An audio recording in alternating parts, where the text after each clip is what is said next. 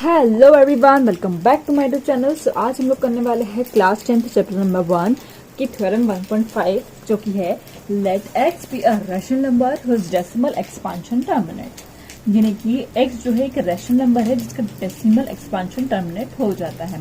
Then x can be expressed in the form of p upon q। हमें कोई ऐसे दो डिजिट्स लेने हैं, मतलब x को इस तरह से एक्सप्रेस करना है जो कि p अपॉन q के फॉर्म में हो, where p and q are coprime, जहाँ पे p और q जो है को प्राइम होने चाहिए। तो कोई भी एक रैंडम हम लोग डिजिट्स ले सकते हैं जो कि p अपॉन q के फॉर्म में है और को प्राइम है, यानी कि उनके कोई भी कॉमन फैक्टर नहीं है। सो लेट्स सपोज मैंने लिया 57 अपॉन 100। इसका HCF सिर्फ 1 होने वाला है, इसके अलावा कोई भी कॉमन फैक्टर नहीं होंगे। राइट, ये हमारा p अपॉन q के फॉर्म में है। And the prime factorization of q is of the form of 2n and 5n।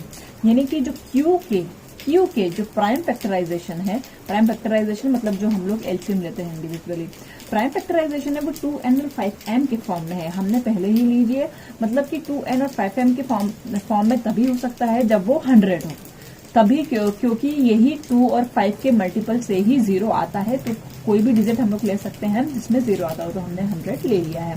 अब हम लोग को इसका प्राइम फैक्टराइजेशन करना है। 100 का हम लोगों ने एलसीएम लिया हमने इसका, तो क्या आएगा, 2 से डिवाइड किया तो आया 50, फिर 2 से डिवाइड किया तो आया 25, फिर 5 5 5 एंड 1। राइट, अब हम लोग को इसको पहले सॉल्व करना है, इसके पॉइंट में निकालना है, इसके डेसिमल एक्सपांशन में निकालना है। तो 100 नीचे है, ये देखिए 100 का हमको डिवाइड करना है 57 में। राइट, अब 100 का 57 में तो ज्यादा नहीं है, इसका मतलब हम लोग क्या करेंगे, 0 पॉइंट लगाएंगे और यहाँ पे 0 करेंगे। ये डिवाइड का रूल है, नॉर्मल है, ये आता होगा आपको। इसमें हमने 0 पॉइंट लगाया और ये 5 से डिवाइड हो गया, यानी कि यहाँ पे क्या आ जाएगा, 500 आ जाएगा। माइनस किया हमने 7, 0 आ गया। राइट, अब ये कितने टाइम चल जाएगा, सब 7 टाइम्स चल जाएगा। राइट, यहाँ पे एक और 0 लग जाएगा, तो यहाँ पे 7 0 0 5 टाइम्स, यहाँ हमारा 0 आ गया, यानी कि इसका क्या आ गया, 0.57, ये हमारा आ गया।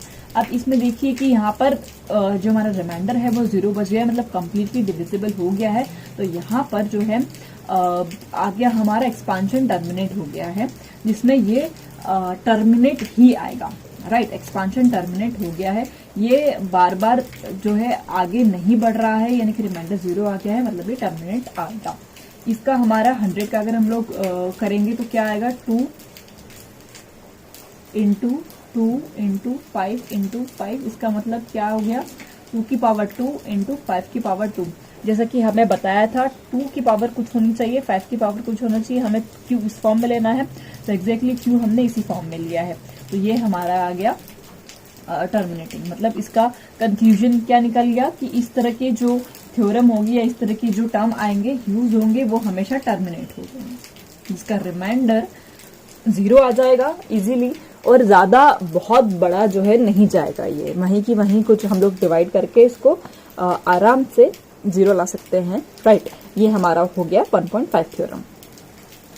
अब हम लोग 1.6 थ्योरम की तरफ मूव करते हैं, जो कि let x p upon q be a rational number such that prime factorization of q is in the form of 2n and 5n। यहाँ तक तो हमारा प्रीवियस थ्योरम की तरह ही है। आगे देखते हैं, where n m are non negative integer, यानी कि जो n और m है वो पॉजिटिव होने चाहिए। Then x has a decimal expansion terminate, x जो है डेसिमल एक्सपांशन टर्मिनेट होगा। राइट, अब ये 1.5 का थोड़ा अपोजिट है। हमें p और q इस फॉर्म में लेना है कि 2n और 5n हो, और हम इसमें को प्राइम और प्राइम का ऐसा कुछ नहीं दिया गया है, तो हम लोग ले सकते हैं 12 अपॉन में 2 की पावर 2 इंटू 5 की पावर 1। देखिए हमें ऐसा कोई भी डिजिट ले सकते हैं जिसमें जो है लास्ट में 0 आ रहा हो, तो हमने इसको डायरेक्ट बाइफरगेट कर लिया है, डायरेक्ट एलसीएम ले लिया है, तो ये p अपॉन 2 के फॉर्म में हो गया। राइट, अब हम लोग इसको क्या करेंगे, सॉल्व करेंगे। तो 12 अपॉन 2 2 जा 4 हो जाएगा, इंटू 5 होगा 12 अपॉन 20। राइट, यहाँ तक तो हमारा हो गया है। अब इसमें क्या होगा कि 20 हम लोग बाहर लिख के 12 बाहर लिखेंगे, इसका हम लोग एलसीएम लेंगे। क्या करेंगे, एलसीएम लेंगे, तो क्या आ जाएगा, ये 0 लगाएंगे, 0 पॉइंट यहाँ पे 0 आ जाएगा, तो ये एक बार में ही हो गया 0.6, यानी कि 1 2 0 यहाँ पे 0 आ गया। मैंने क्या कहा था, जब तक रिमाइंडर हमारा 0 आ गया यानी कि वो हमारा टर्मिनेट होगा। क्या होगा, ये हमारा टर्मिनेट होगा। ये थ्योरम आपको आगे वाले क्वेश्चंस में बहुत ज्यादा हेल्पफुल होने वाली है, यूजफुल होने वाली है। रिमाइंडर हमारा 0 आ गया यानी कि हमारा टर्मिनेट है, ये हमारा इजीली टर्मिनेट हो जाएगा, इसको आगे बढ़ाने की जरूरत नहीं है। तो क्या मतलब हो गया इसका, ये आ गया हमारा 0.6। कंफ्यूजन क्या निकला इसका, ऑलवेज टर्मिनेटिंग।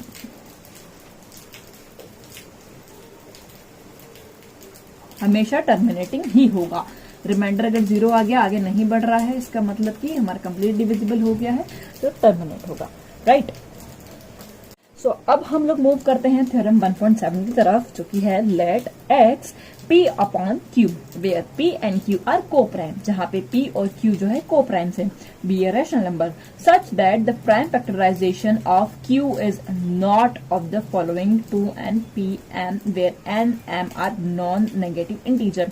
यहाँ पे प्रीवियस थ्योरम की तरफ जस्ट अपोजिट दिया हुआ है, यानी कि जो q है, जो हमारा नीचे का डिनोमिनेटर है, वो 2n और 5m के फॉर्म में नहीं है, राइट।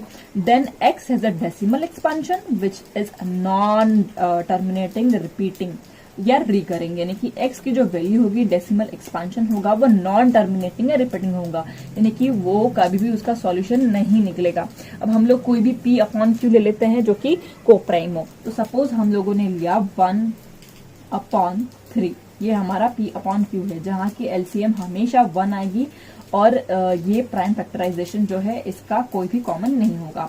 तो हम लोगों ने 1/3 लिया। अब सपोज हमने 3 जो है बाहर लिखकर 1 अंदर लिखा, तो 0 पॉइंट, इसको डिवाइड करने के लिए हमें ये आ जाएगा 3 टाइम्स, क्योंकि 3 3 होता है 9। अब हमारा रिमाइंडर बचा 1, राइट, हमारा रिमाइंडर बचा 1। अब अगेन हम लोग पॉइंट लगा के यहाँ पे 0 लगा देंगे, पॉइंट ऑलरेडी लगा हुआ है तो 0 हमने डायरेक्ट लगा दिया, तो 3 3 अगेन हमें 3 यहाँ लिखना पड़ेगा, 3 आ जाएगा 9 माइनस 1। अब अगेन हमारा 1 आ गया, तो पॉइंट लगा के यहाँ पे 0 निकालेंगे, फिर यहाँ पे 3 आ जाएगा 1। अब आप देख रहे होंगे कि ये तो हमेशा चलता ही जा रहा है, हमेशा 9 आ रहा है और 9 से वो 1 बन रहा है, तो 1 से कभी भी इसका सॉल्यूशन नहीं निकलेगा, यानी कि रिमाइंडर जो है कभी भी 0 नहीं होगा। आपको पता है कि जब भी रिमाइंडर, मैंने पहले बताया हुआ है कि रिमाइंडर कभी 0 आ जाता है, इसका मतलब कि वो रिपीटिंग एक्सपांशन है। पर यहाँ पर जो है रिपीट होता ही जा रहा है, होता ही जा रहा है, रिकरिंग होता ही जा रहा है, बार बार आने वाले को रिकरिंग कहा जाता है, लेकिन इसका सॉल्यूशन कभी भी पॉसिबल नहीं है, इसका रिमाइंडर कभी भी 0 नहीं आएगा। तो ये हमारा बन जाएगा नॉन टर्मिनेटिंग रिपीटिंग या फिर रिकरिंग। इसका क्या सॉल्यूशन आ जाएगा, 0.3333, या इसको हम लोग इस तरह से लिख सकते हैं 0.3 डैश। डैश का बार का क्या मतलब होता है, बार का मतलब होता है कि ये जो पर्टिकुलर डिजिट है वो हमेशा चलती ही जा रही है, इसका कोई एंड नहीं है। अब चाहो तो हम लोग एक और एग्जांपल ले सकते हैं, एग्जांपल नंबर 2 ले लेते हैं हम लोग, जो कि है 3/11। इसका हमने डिवाइड किया, 11 को बाहर लिख के 3 यहाँ लिखा।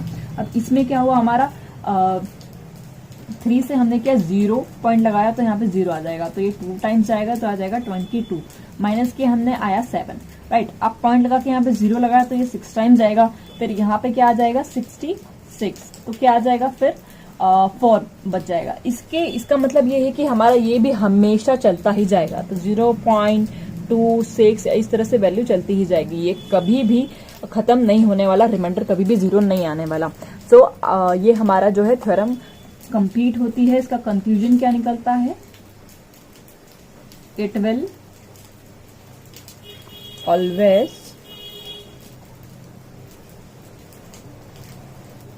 नॉन टर्मिनेटिंग रिपीटिंग, या चाहो तो रिकरिंग भी लिख सकते हो, जो कि यही थ्योरम में दिया हुआ है। सो आई होप आपको ये तीनों थ्योरम बहुत ही अच्छे समझ में आई होगी, क्योंकि ये आगे वाले क्वेश्चंस के लिए बहुत ही ज्यादा इंपॉर्टेंट है, ये कॉन्सेप्ट समझना बहुत ज्यादा इंपॉर्टेंट है। तो चलिए फिर, अगर आपको वीडियो पसंद आए तो वीडियो को डेफिनेटली प्लीज लाइक कर दीजिएगा और चैनल को सब्सक्राइब करिए, ताकि आपको इसी तरह के वीडियोस रेगुलर बेसिस पर मिलते रहे। तो चलिए मिलते हैं फिर नेक्स्ट वीडियो में, बाय बाय।